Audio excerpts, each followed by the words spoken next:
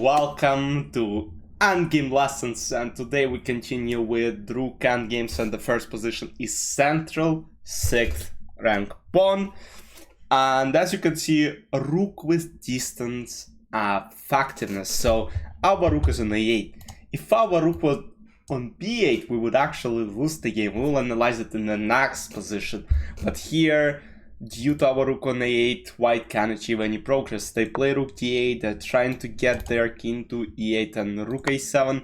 And White would be happy to go king A8, but unfortunately after king F6 they actually lose this pawn. Because let's say Rook D6, Rook A7, and if A7, Rook A7 comes with check. So after Rook A7, they go back Rook D7, we go back Rook A8, and now they try poisonous Rook D6 move. And here, try to pause the video and solve the problem, because here Black only have one move to save the position. And the move is, if you didn't solve it, I couldn't do it, king G6. I knew, but before that, of course, if I see this position for the first time, I would rather, say that, alright, Rook A7 or something. But Rook A7 here already loses, because king A8, let's say Rook E8, Rook D8, but after, let's say, Rook A1, lost, E7, and we reach famous Lucena position that I analyzed in the last episode, and White here are winning. So after Rook D6, let's analyze something more.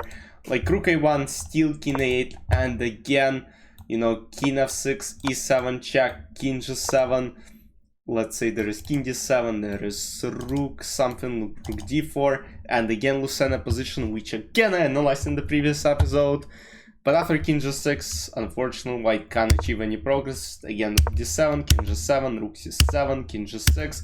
We're just going back and forth, and we make a draw. Let's move to the winning position for White side right now. So this position is actually winning for White. In the last example, Rook was on A8, and because Rook was on A8, it was 1, 2, 3 squares away from the king, while here, only 2 squares separate the Rook from the king. And here it's winning for White. They start by playing king D6, king F6 check. Again, Rook F7 is winning as well, but king D7, pawn is gotta be pushed here. King G7, gotta go back. There are no useful moves if Rook goes back. Let's say Rook B1, trying this check, E7, Rook D1, king 8, and we reach famous Lucena position. Yeah, I'm referring a lot to it because it's one of the most famous positions, the preach positions. You can analyze it yourself. So king G7, king G7, king E7. Now we push this king, and now king G6. And in the previous example, again, this would have been a draw if the Rook was on A8 and this Rook was somewhere else. But unfortunately, Rook A1 and White are winning Rook B7, because here king C7.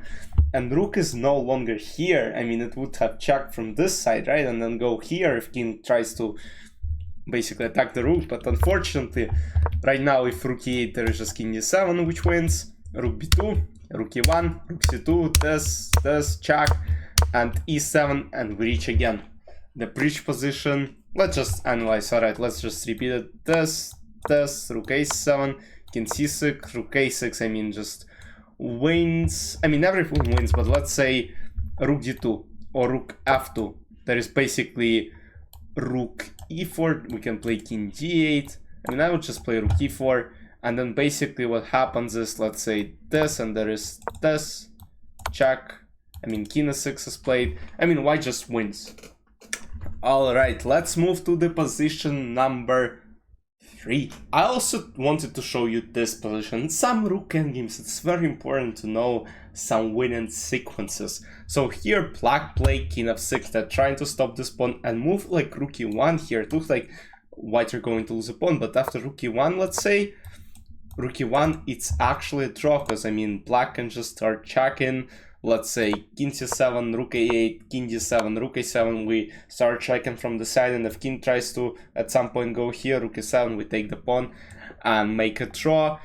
in this position, as you already saw, the winning move is to play e7, and the idea is if rook is 7, there is basically rook f1, king e6, rook e1 will win the rook, and if it doesn't happen, there is rook b8, king c7, rook e8, king d6, and again, this one is losing due to the same reason, rook f1 check. So that doesn't happen, rook b8, rook f1, you know, cut the king off, king c7, rook e8, and now again, if go here, rook e8, and looks like, alright, is it a draw? Are black holding? No, they're not holding, because there is rook a1. After rook a1, e8, white are winning. We'll analyze it in future lessons. White's winning, rook e8, king e7, and here, black are lost, because basically we promote the next move with king f7, rook f1, we win the rook on e8, and white wins the game. Let's move on to the position number 4. This is the 4th position, and it is very important. In this here, white cut the black's king by one file. Rook c8, king b4. We start checking from the front, and there are actually 3 squares. So again, the distant effectiveness works. King c5 does, king b5 does, king a6. And again, too many checks would actually result in a loss, because after king b7, rook a2, c5, the position is winning for white pieces. So king a6, we go rook c8, we are trying to get to the c4 pawn. Now rook d4, protecting c4 pawn. If rook c1 is played, then we can just make an easy draw by playing king d6. And basically, let's say king b7, attacking the rook, there is rook c5, there is rook c7, there's this, we start checking. And then at some point, you know, if king decides to go back, I mean, that's an easy Philidor position.